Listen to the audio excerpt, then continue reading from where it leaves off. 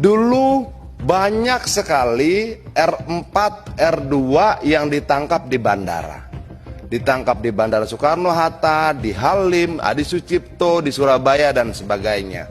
Lalu saya mendatangi mereka. Kalau di Soekarno-Hatta itu lebih keras lagi tuh. Mereka ditangkap, ditahan 6 jam, disuruh push up. Sampai akhirnya saya telepon direktur dirutnya Angkasa Pura II kalau tidak salah, dan saya bacakan pasal sama dia bahwa itu termasuk pasal penyanderaan. Oke. Nah, yang menarik adalah pihak aplikator nggak peduli peristiwa itu terjadi. Mereka tidak peduli supirnya ditangkap, disuruh push up, di beberapa tempat dipukuli dan sebagainya. Mereka nggak peduli. Mereka nggak peduli mobilnya rusak. Mereka tidak peduli SIM-nya habis. Mereka tidak peduli olinya kurang. Mereka tidak peduli apapun yang terjadi di jalanan.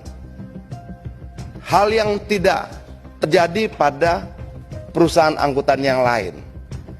Taksi-taksi yang offline itu dia urus poolnya, dia urus olinya, tabrakan dia bertanggung jawab, supirnya ditangkap dia urus ke polisi dan sebagainya. Tapi keuntungannya sepertinya lebih besar yang online ini.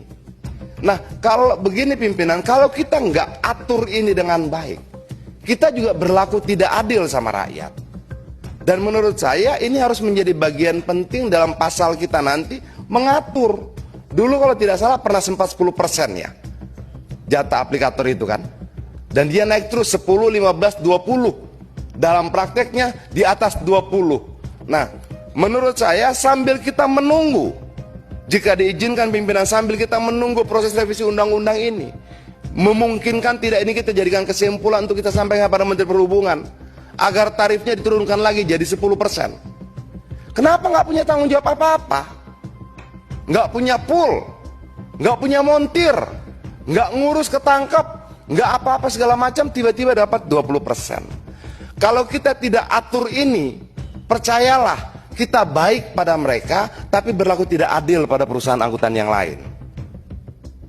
Nah, untuk itu menurut saya pimpinan, kalau bisa kesepakatan kita bersama, rekomendasikanlah paling tidak sambil kita menunggu revisi undang-undang ini, jangan kita biarkan penindasan terhadap supir ojek itu semakin lama berlangsung. Rekomendasikan permen yang mengatur 20% itu diturunkan segera. Karena kita tidak bisa menjamin proses revisi ini selesai 2 bulan, 3 bulan, 1 tahun atau 2 tahun. Walaupun saya berharap